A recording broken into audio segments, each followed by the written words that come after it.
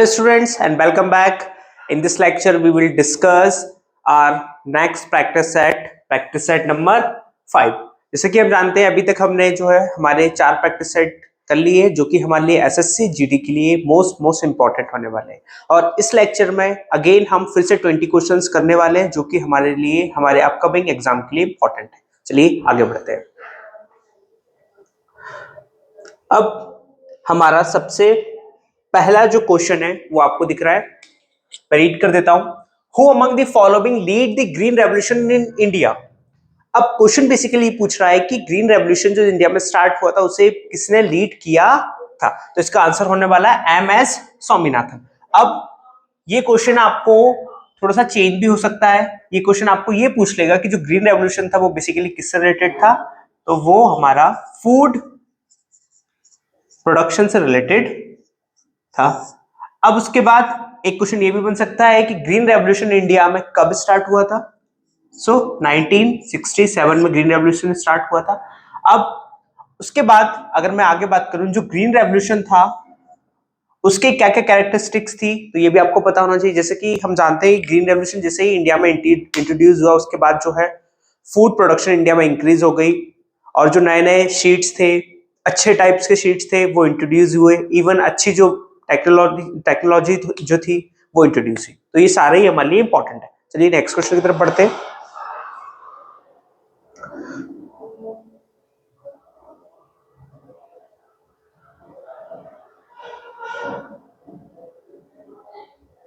अब उसके बाद एक हमारा जो अभी नेक्स्ट क्वेश्चन है ये हमारा स्पोर्ट्स से है।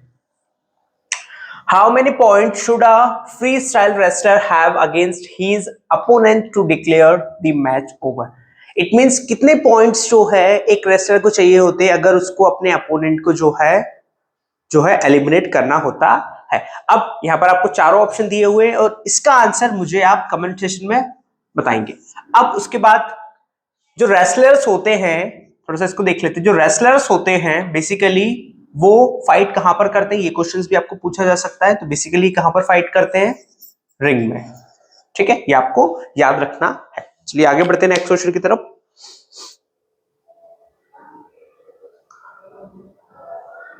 अब यहां पर हमें एक क्वेश्चन और देखने को मिल रहा है। बेसिकली ये क्वेश्चन हमारा साइंस से है। चलिए, what is the atomic mass of nitrogen. Nitrogen का एटॉमिक मास क्या होता है, ये बहुत ही बेसिक क्वेश्चन है। तो आंसर होने वाला है हमारा 14। ठीक है, आगे बढ़ते हैं।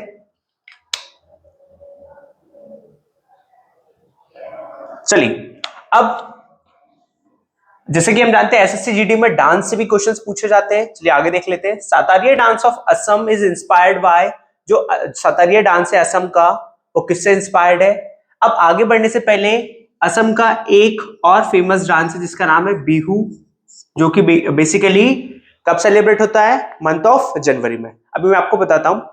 इसी टाइम फेज में नॉर्थ इंडिया में जो है बेसिकली हमें लोहरी देखने को मिलती है, सेंट्रल इंडिया में हमें मकर संक्रांति देखने को मिलती है और तमिलनाडु में हमें बेसिकली पोंगल देखने को मिलता है। चलिए इसके ऑप्शंस देख लेते हैं, कौन कौन से ऑप्शंस हमें देखने को मिल रहे हैं। अब इसका जो आंसर होने वाला है बेसिकली इसका आंसर है हमारा भक्ति मूवमेंट। अब भक्ति मूवमेंट जो है वो मॉडर्न हिस्ट्री मिडाइवल हिस्ट्री में हम बहुत ज्यादा पढ़ते हैं। ठीक है, चलिए आगे बढ़ते हैं। अभी आपका यहाँ पर नेक्स्ट क्वेश्चन है और नेक्स्ट क्वेश्चन बेसिकली आपका एंशिएंट हिस्ट्री से। चलिए इसको रीड करते हैं। Who among the following was the court poet of Harshavardhan and the author of Harshacharita. It means कि हर्षवर्धन के कवि उनके कोर्ट में कौन थे और एक जो बुक थी जिसका नाम था हर्षचरिता उसे किसने लिखा था। तो इसका बेसिकली इसका आंसर होने वाला है बाण भट्ट। ये आपके लिए इंपॉर्टेंट है। अब उसके बाद एक क्वेश्चन और ये बनता है कि जो हर्षचरिता थी उसको बाण भट्ट ने लिखी थी। ठीक है, अब उसके बाद खुद जो हर्षवर्धन थे वो अपने आप को या हर्षवर्धन को एक बहुत अच्छा आर्ट एंड कल्चर में अच्छा माना जाता है।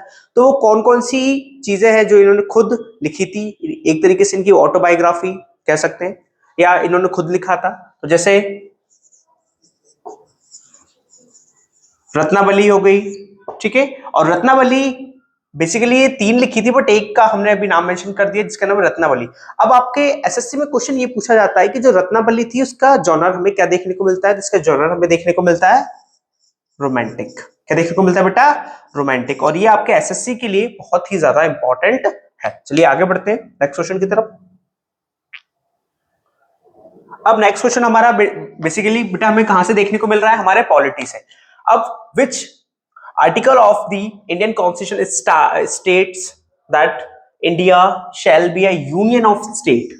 कौन सा आर्टिकल ये कहता है कि भारत एक राज्यों का संघ है? राज्यों का संघ है। तो आंसर बेसिकली इसका होने वाला है answer B, it means article first.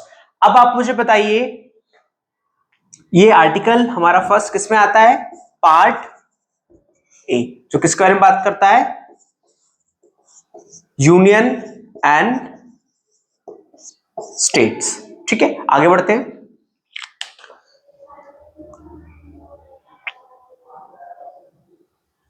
Next उसके बाद फिर हमारा एक साइंस बायोलॉजी से question, which of the following is a symptom of bacterial infection? इनमें से कौन सा सिम्टम जो है बैक्टीरियल इंफेक्शन से हमें देखने को मिलता है?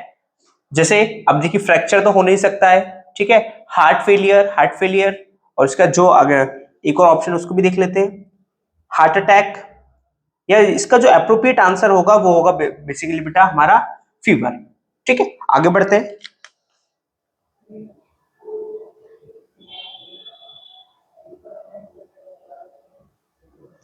Next question, who among the following is called the flying Sikh? किसे फ्लाइंग सिख के नाम से जाना जाता है? सो बहुत ही फेमस पर्सन है जिनका नाम है मिल्खा सिंह। अब इनके ऊपर एक मूवी भी बनी है, सो ये हमारे लिए इंपॉर्टेंट है। आगे बढ़ते हैं।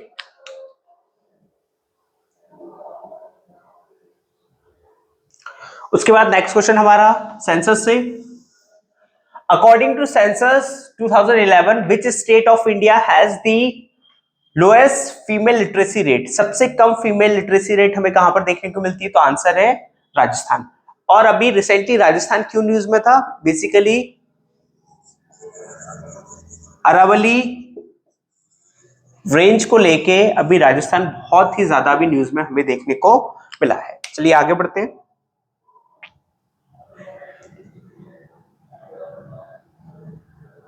नेक्स्ट क्वेश्चन, अब नेक्स्ट क्वेश्चन हमारा फिर से पॉलिटी से होने वाला है। India has a parliamentary form of government. India में हमें पार्लियामेंट्री फॉर्म ऑफ गवर्नमेंट देखने को मिलती है, ठीक है, which is featured borrowed from the dash constitution. तो ये हमने कौन सी कंट्री से बोरो किया है? ये हमने कौन सी कंट्री से लिया है? तो इसका आंसर होने वाला है हमारा ब्रिटेन। अब उसके बाद अगर मैं एक क्वेश्चन और आपसे पूछूं कि जो हमारे फंडामेंटल राइट्स, हमारे एफआर है, वो हमने कौन सी कंट्री से लिए? हमारे जो एफडी है, फंडामेंटल ड्यूटीज है, हमने वो कौन सी कंट्री से लिए हुए हैं? ये दोनों आप मुझे कमेंट सेशन में बताएंगे। चलिए आगे बढ़ते हैं।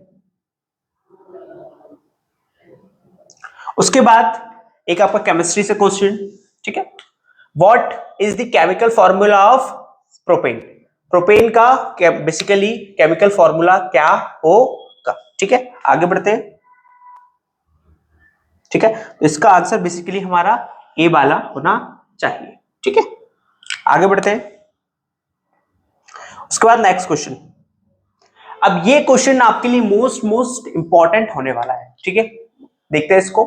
Holi is the festival of colours. Holi को फेस्टिवल ऑफ कलर्स कहा जाता है, celebrate in the Hindu month of. अब हमें तो पता है ये सर, ये मार्च में सेलिब्रेट होती है होली, लेकिन हिंदू मंथ के अकॉर्डिंग ये कब सेलिब्रेट की जाती है? तो इसका आंसर होने वाला है बेटा हमारा फाल्गुन या फिर फागुन। ठीक है, अगर मैं आपसे पूछूं कि बेसिकली बारिश कब गिरती है, तो ये भी आपको पता होना चाहिए। ठीक है, आषाढ़ में जो है बेसिकली बारिश स्टार्ट हो जाती है। चलिए आगे बढ़ते हैं।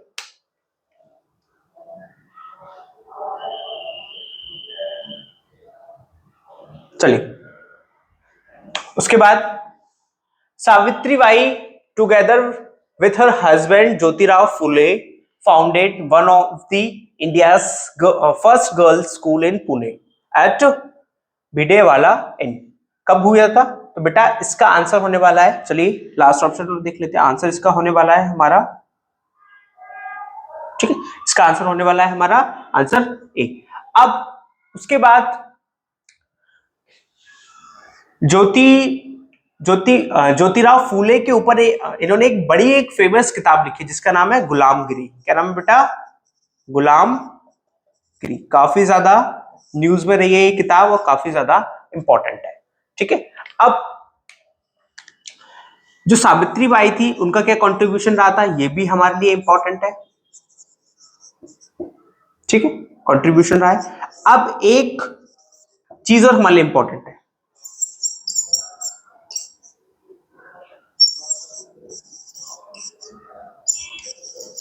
सत्यशोधक समाज को किसने फाउंड किया था, ये आप मुझे कमेंट सेशन में बताएंगे। ठीक है, आगे बढ़ते हैं। चलिए यहां पर अगेन हमारा जो है हिस्ट्री से क्वेश्चन देखने को मिल रहा है, इसको पढ़ते हैं थोड़ा सा। In dash Babur defeated Ibrahim Lodi at Panipat, और जिसे हम लोग पानीपत की जो है फर्स्ट बैटल भी कहते हैं, तो कब हुई थी बेटा ये? 1526 में, जिसमें बाबर और इब्राहिम लोदी के बीच में बैटल हुई थी, जिसे बाबर ने जीता था और इसे कहा जाता है बैटल ऑफ पानीपत। क्या कहा जाता है बेटा? Battle of Panipat. ठीक है, अब एक बैटल और हमारे लिए इंपॉर्टेंट है, battle of Khanwa. Battle of Khanwa किस किस के बीच में हुई थी बेटा? ये आप मुझे कमेंट सेक्शन में बताएं, क्योंकि ये जस्ट 1 ईयर के बाद ही 1527 में देखने को मिली थी। ठीक है, ये आप मुझे कमेंट सेक्शन में बताएंगे। ठीक है, आगे बढ़ते हैं। आगे स्पोर्ट्स से भी हमें जो है क्वेश्चंस देखने को मिलते हैं, तो इसको डिस्कस कर लेते हैं। Indian athlete Manika Batra is associated with which of the following sport. Manika Batra जो काफी फेमस है, वो कौन से स्पोर्ट से रिलेटेड है? तो इसका आंसर होने वाला है हमारा बेटा टेबल टेनिस। ठीक है, आगे बढ़ते हैं।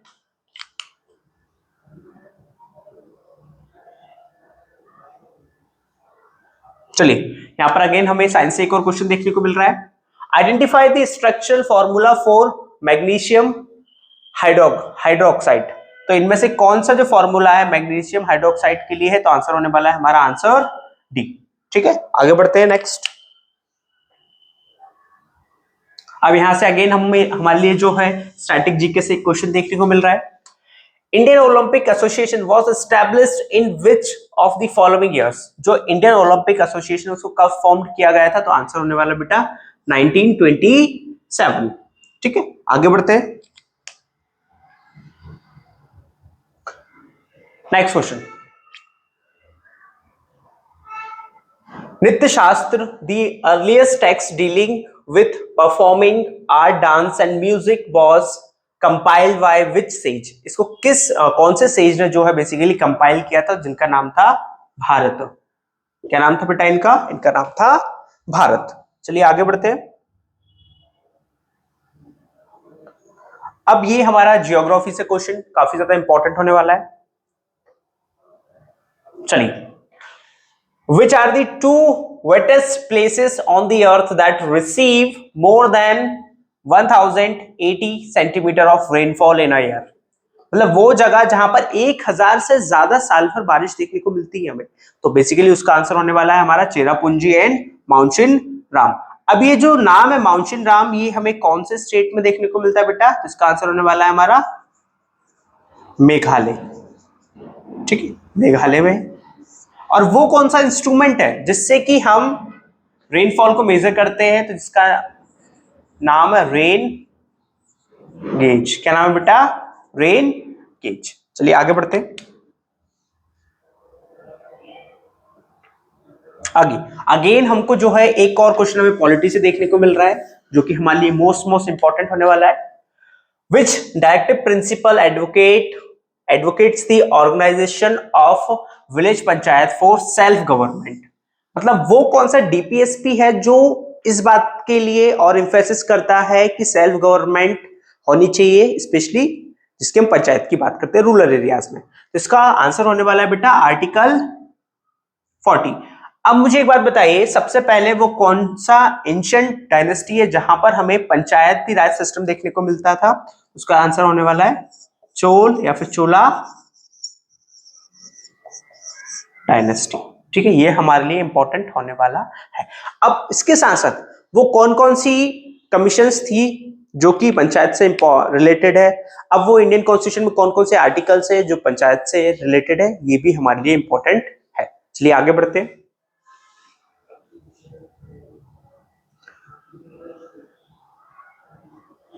चलिए, बेसिकली ये हमारे लिए लास्ट क्वेश्चन था और इस लेक्चर में हमने जो है हमारे 20 क्वेश्चंस एसएससी जीडी के लिए डिस्कस किए। आई होप आपको अच्छे लगे होंगे। So thank you so much.